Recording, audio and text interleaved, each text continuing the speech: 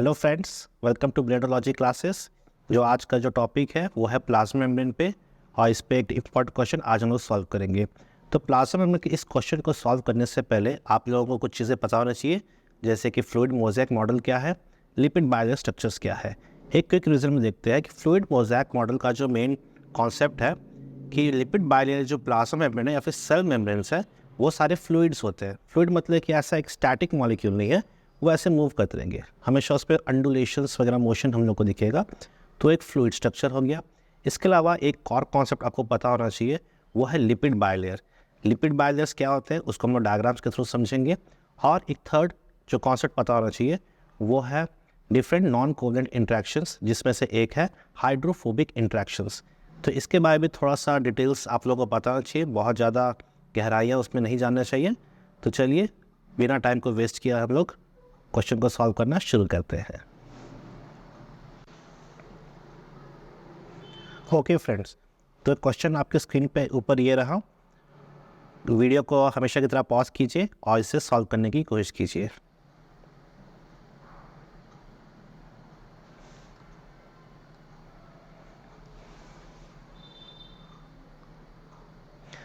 तो फ्रेंड्स देखिए, इसमें कुछ इंपॉर्टेंट टर्म्स है जो कि हम देखेंगे। फ्रोजन एंड फ्रैक्चर्ड के बारे में लिखा गया है, ये क्या है इसके बारे में चर्चा करते हैं हम लोग। और यहाँ पे दिया हुआ है कि इसको बीच से ब्रेक क्यों होता है। तो जैसे मैंने कहा था कि एक हम लोग को बेसिक आइडिया होना चाहिए फ्लूइड मोज़ेक मॉडल का। तो फ्लूइड मोज़ेक मॉडल जो है सिंगर एंड निकोलसन ने 1972 में दिया था। इसके पीछे बहुत इंटरेस्टिंग कहानी है। देखिए, डीएनए की डिस्कवरी हुई 1950s में, एंड देन प्रोटीन स्ट्रक्चर की डिस्कवरी उससे भी पहले हुई थी, और सबसे लास्ट में लिपिड बाइलेयर की स्ट्रक्चर डिस्कवर हुआ है। तो सोचिए कितना डिफिकल्ट था इसको आइडेंटिफाई करना। So coming back to the question, the fluid mosaic model which is given by Singer and Nicolson, उन्होंने ये कहा था कि अगर यहाँ पे एक सेल है, इस सेल के चारों तरफ से एक मेम्ब्रेन बाउंड है। इस मेम्ब्रेन स्ट्रक्चर को हम लोग देखते हैं तो ये बने होते हैं बाई लेयर्स ऑफ लिपिड से। लिपिड बाइलेयर कैसा दिखता है, यहाँ पे देखिए इस फिगर में जो हमारे पास प्रेजेंट है, ये देखिए फॉस्फोलिपिड लिखा हुआ है। इस लिपिड बाइलेयर स्ट्रक्चर को हम लोग देखें तो यहाँ पे एक हेड और दो टेल्स प्रेजेंट होता है। इसको हम लोग ईजिली यहाँ पे समझते हैं कैसा दिखेगा ये। अगर हम लोग के पास एक हेड और दो टेल्स प्रेजेंट है तो इस तरह के स्ट्रक्चर में जो हेड होता है दैट इज़ हाइड्रोफिलिक,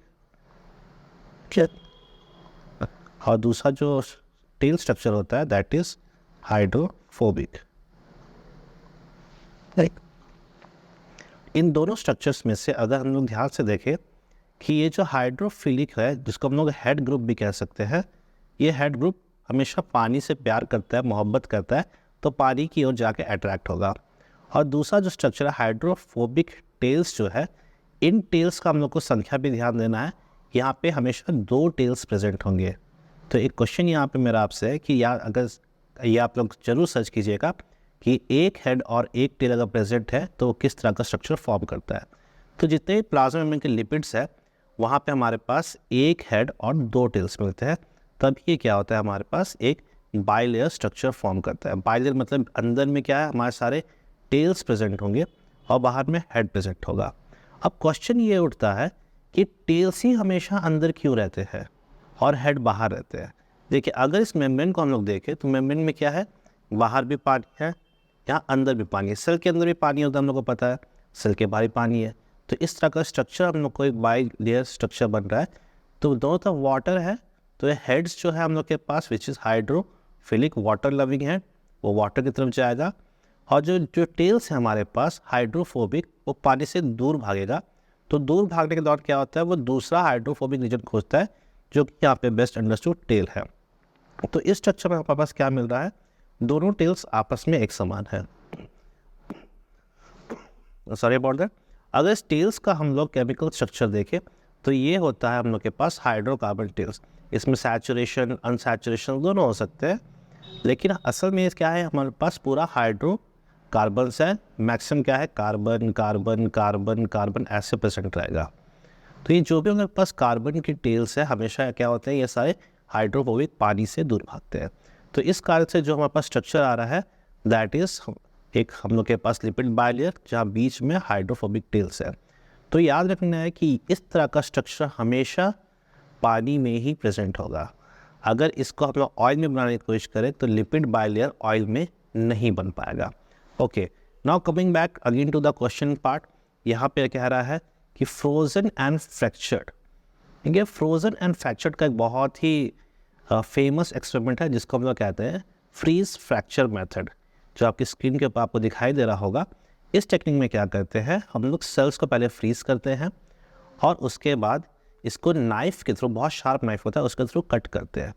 तो ये दोनों लेयर्स जो है अलग हो जाता है इस तरह से, और रिजल्ट्स आपके सामने हैं। रिजल्ट्स जो राइट साइड दिख रहा है आप लोगों को, एक्स्ट्रा सेलुलर लेयर ऐसा दिखेगा और साइटोप्लाज्मिक लेयर कुछ इस तरह का दिखेगा।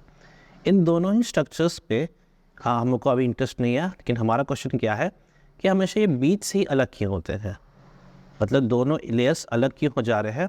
कभी ऐसा क्यों नहीं होता है कि यहाँ पे इस तरह से कट जाए।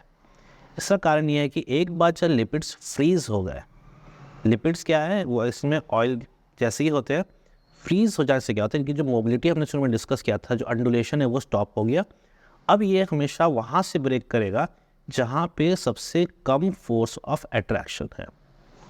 तो अगर हम लोग एक लिपिड बाइलेयर स्ट्रक्चर को देखें तो सबसे कम फोर्स ऑफ अट्रैक्शन कैसा होगा हमारे पास, जो दो हमारे पास लिपिड्स के टेल्स प्रेजेंट है, इन दोनों टेल्स के बीच में सबसे कम इंट्रैक्शंस होता है।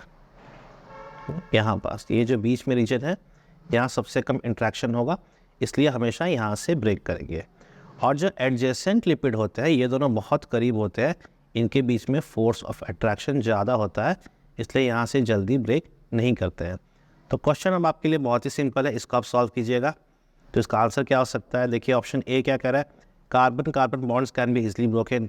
False, carbon carbon are covalent bond जो कि इजली ब्रेक नहीं होते हैं। बी ऑप्शन क्या है, hydrophilic interactions were lost during freeze fracture.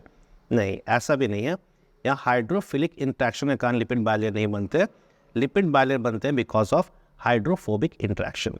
C option क्या है, hydrophobic interactions are weakest at this point. तो जैसा भी हमने लेक्चर में देखा, सबसे वीक क्या होता है, दो लेयर्स के बीच में है सबसे लोवेस्ट हाइड्रोफोबिक इंट्रैक्शन, तो ये ऑप्शन सी सही है। लेकिन फिर भी हम ऑप्शन डी को देख लेते हैं। ऑप्शन डी क्या कह रहा है, water molecules freezes in between bilayer. False, totally false. दोनों लेयर्स के बीच में वाटर मॉलिक्यूल्स कभी आते ही नहीं है, क्योंकि वो दोनों बने ही हैं पानी से दूर भागने के लिए, तो इसके इसलिए ऑब्वियसली दोनों के बीच में पानी कभी नहीं आएगा। तो इसका सही ऑप्शन है ऑप्शन सी। और इस तरह के क्वेश्चन जो CSR में बहुत बार पूछे जा चुके हैं, और इससे रिलेटेड क्वेश्चंस भी आई होप कि फ्यूचर में सेक्शन सी में आते रहेंगे विथ सम मॉडिफिकेशंस।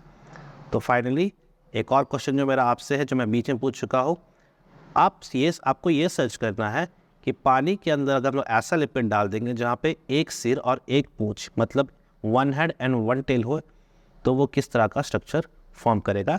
अपने आंसर हमें कमेंट बॉक्स में बताइए। Signing off, drenology classes.